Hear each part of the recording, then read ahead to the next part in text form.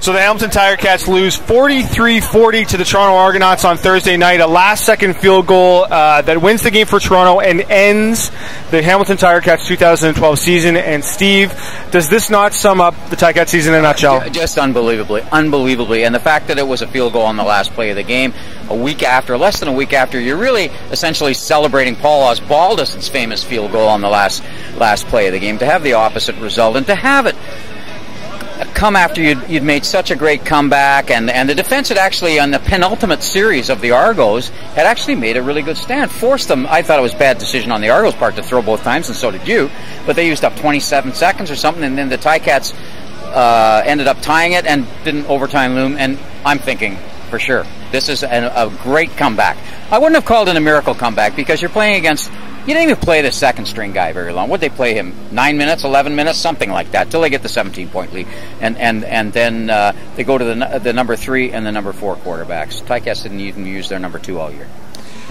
What does this say, Steve, about this team? I know we'll get into this more in the coming days and weeks, but what does this say about the 2012 Ticats? Well, it's too many times, Drew. Like, inexplicably ill-prepared for something. You know, like whatever started things off. I mean, obviously they knew the Argos were going to come out on the very first play and throw a long pass.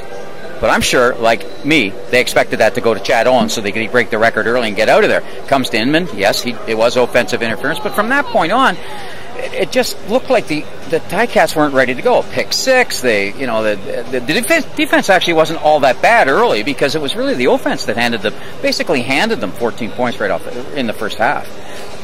Where do we go from here? George Cortez still in a contract 3 more years. Yeah. I don't think there's a change there. No. Does this team have the building blocks to move forward in the future? I think they have building blocks. The linebackers are getting older, and they started to show some push on the front 4. I think they've got a ton of offensive weapons, and I think Henry's probably got another season or 2 of them. But he said something really, really interesting tonight.